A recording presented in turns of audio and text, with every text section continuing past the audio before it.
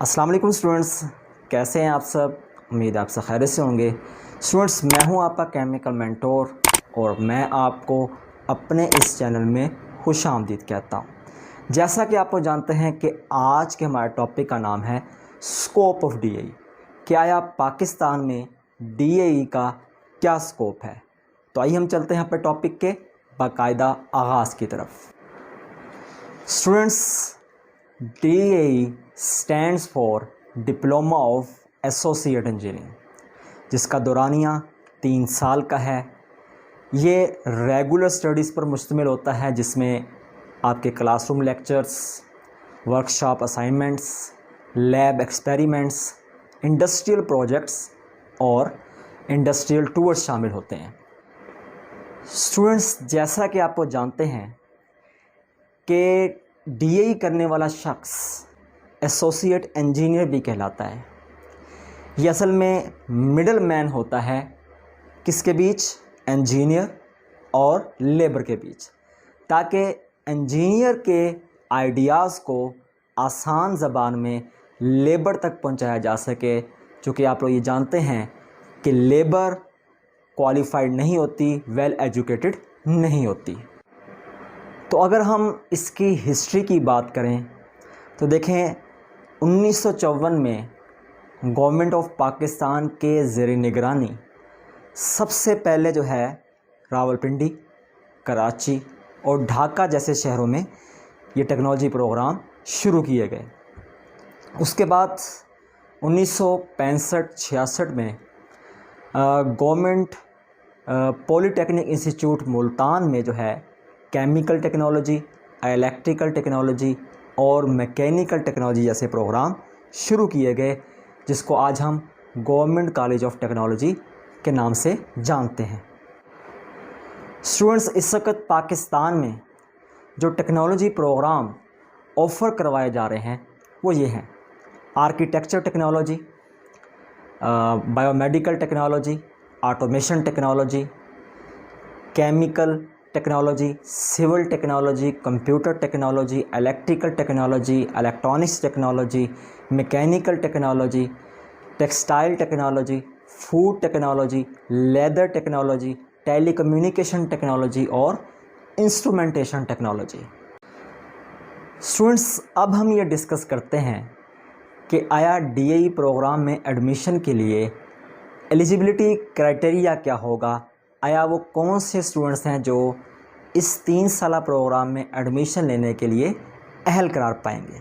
देखें, अगर आपने मैट्रिक साइंस के साथ किया हुआ है, O लेवल किया हुआ है, या फिर इसके मसावी आपने कोई एग्ज़ामिनेशन दिया हुआ है किसी रिकग्नाइज बोर्ड से, तो आप एडमिशन लेने के अहल हैं, बशर्ते के आपके साइंस सब्जेक्ट्स में जैसे कि फ़िज़िक्स, केमिस्ट्री, मैथ और इंग्लिश स्पेशली जो है, इसमें आपके जो है एवरेज मार्क्स कितने हों, 40% मार्क्स हों।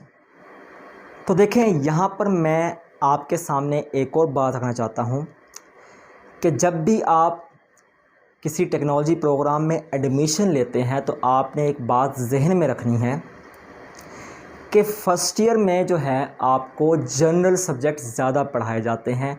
सिर्फ एक सब्जेक्ट या 2 सब्जेक्ट ऐसे होते हैं जो कि आपकी टेक्नोलॉजी से रिलेटेड होते हैं। जनरल सब्जेक्ट में कौन से सब्जेक्ट आ जाते हैं? फ़िज़िक्स, केमिस्ट्री, मैथ, इंग्लिश और इसके अलावा ड्राइंग। फिर जब आप सेकेंड ईयर और थर्ड ईयर में पहुंच जाते हैं तो प्योरली आपको अपनी टेक्नोलॉजी से रिलेटेड सब्जेक्ट पढ़ना होते हैं। तो मैंने सोचा कि आपका एक आइडिया बना दूं कि आपने किस किस्म के सब्जेक्ट्स जाके आगे जाकर पढ़ने हैं। स्टूडेंट्स, आपको मुल्क भर में बेशुमार ऐसे गवर्नमेंट और प्राइवेट अदारे मिल जाएंगे जो कि 3 साला DAE प्रोग्राम ऑफ़र करवा रहे हैं। अब ये आपकी रिसर्च और आपके इंटरेस्ट पर डिपेंड करता है कि आप कौन सा टेक्नोलॉजी प्रोग्राम स्टडी करने जा रहे हैं और आया वो टेक्नोलॉजी प्रोग्राम आपके उस पर्टिकुलर सिटी में ऑफ़र भी करवाया जा रहा है या नहीं।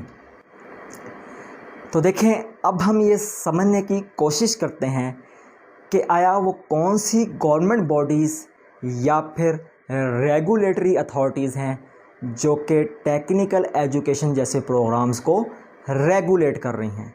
तो देखें, हमारे पास अगर फेडरल लेवल पर देखा जाए तो national vocational technical training commission के नाम से एक इदारा मौजूद है। इस तरीके से अगर हम पंजाब की साइड पर देखें तो Punjab board of technical education और टेफ्टा क्या है, technical education and vocational training authority जैसे दो इदारे जो हैं पंजाब में मौजूद हैं। इस तरीके से सिंध में भी जो है Sindh board of technical education और टेफ्टा जैसे इदारे मौजूद हैं। फिर अगर आप खैबर पख्तूनख्वा में चले जाएं, वहाँ पे भी जो है Khyber Pakhtunkhwa board of technical education और टेफ्टा जैसे इदारे मौजूद हैं। आज़ाद जम्मू कश्मीर और इसके अलावा बलूचिस्तान में भी जो है टेफ्टा जैसे इदारे मौजूद हैं जो टेक्निकल एजुकेशन के प्रोग्राम्स को रेगुलेट कर रहे हैं। तो देखें, अक्सर स्टूडेंट्स मुझसे ये सवाल करते हैं कि सर क्या हम after the completion of DAE हम इंजीनियरिंग प्रोग्राम्स को चूज़ कर सकते हैं, इंजीनियरिंग यूनिवर्सिटीज़ में हम जा सकते हैं या नहीं। तो देखें, यहाँ पर आपने जो बात जहन में रखनी है कि गवर्नमेंट ऑफ पाकिस्तान ने DAE के सर्टिफिकेट को HSSC सर्टिफिकेट मतलब हायर सेकेंडरी स्कूल सर्टिफिकेट मतलब FSC प्री इंजीनियरिंग के इक्वल करार दिया है। तो आप लोग ज़रूर एडमिशन ले सकते हैं। अगर आपका इंटरेस्ट है आप BSc इंजीनियरिंग या BE की तरफ जा सकते हैं और BS engineering and technology program की तरफ भी आप बड़ी आसानी से जा सकते हैं।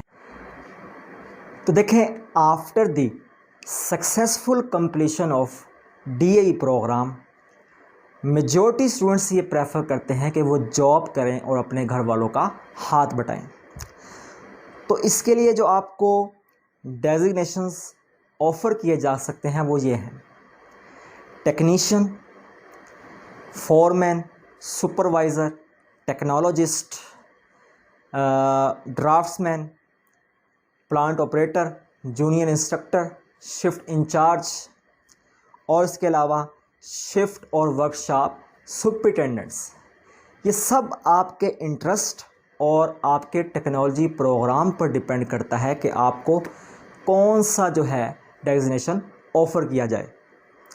देखें, अगर कोई शख्स टीचिंग की तरफ जाना चाहता है तो उसको जूनियर इंस्ट्रक्टर का जो है डेजिग्नेशन ऑफ़र किया जाता है। इसी तरीके से अगर कोई केमिकल प्लांट में कोई केमिकल डिप्लोमा होल्डर अपनी सर्विसेज देना चाहता है तो उसको प्लांट ऑपरेटर की जो है जॉब ज़्यादातर ऑफ़र की जाती है।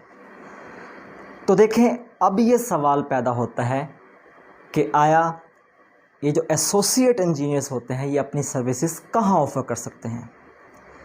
तो देखें, एसोसिएट इंजीनियर्स अपनी services industrial units, power houses, workshops, quality testing labs, vocational and technical training institutes और कंस्ट्रक्शन फर्म जैसे इदारों में अपनी सर्विसेज पेश कर सकते हैं। It all depends on your interest and on your technology program जिसमें आपने DAE का सर्टिफिकेट हासिल किया है। अब हम बात करते हैं सैलरी की। देखें, अगर आप फ्रेश हैं और आप किसी प्राइवेट सेक्टर की तरफ जाना चाहते हैं तो प्राइवेट सेक्टर जो आपको स्टार्टिंग सैलरी ऑफ़र कर सकता है वो कितनी हो सकती है? 15,000 से लेकर 25,000 के बीच। इसी तरीके से अगर आप स्टार्ट में ही कोई गवर्नमेंट का इदारा ज्वाइन कर लेते हैं या फिर कोई मल्टीनेशनल बहुत ही अच्छी प्राइवेट फर्म को आप ज्वाइन कर लेते हैं तो आपकी स्टार्टिंग सैलरी जो है 25,000 से 40,000 के बीच में जो है स्टार्ट हो सकती है। और ये सैलरी यहाँ पर रुकती नहीं है, ये आपके एक्सपीरियंस के साथ साथ बढ़ती रहती है और इसके अलावा आपके लिए अपॉर्चुनिटीज़ बढ़ जाती हैं कि आप फॉरेन कंट्रीज़ में भी जाकर सर्व कर सकते हैं डिपेंडिंग अपॉन योर एक्सपीरियंस। तो देखें, इन दी एंड मैं आपसे एक बात करना चाहता हूँ, अगर आप किसी अच्छी फर्म में जॉब करना चाहते हैं या फिर आप किसी फेमस यूनिवर्सिटी में एडमिशन लेना चाहते हैं, इसके लिए एक बात आपको ज़हन में रखनी पड़ेगी। ये मेरा प्रैक्टिकल एक्सपीरियंस है, तकरीबन मुझे 10 साल हो गए हैं DAE को पढ़ाते हुए। अगर आपकी परसेंटेज 85% से ज़्यादा है तो आपके लिए कोई ज़्यादा मसला नहीं होगा किसी अच्छी यूनिवर्सिटी में एडमिशन लेना या फिर किसी अच्छी फर्म में जॉब हासिल करना। तो स्टूडेंट्स, कैसा रहा आज का टॉपिक? उम्मीद है आपके लिए काफ़ी इन्फॉर्मेटिव रहा होगा। इस टॉपिक से रिलेटेड आपको मज़ीद कुछ क्वेश्चन होंगे तो आप मुझसे कमेंट बॉक्स में पूछ सकते हैं। बहुत बहुत शुक्रिया आप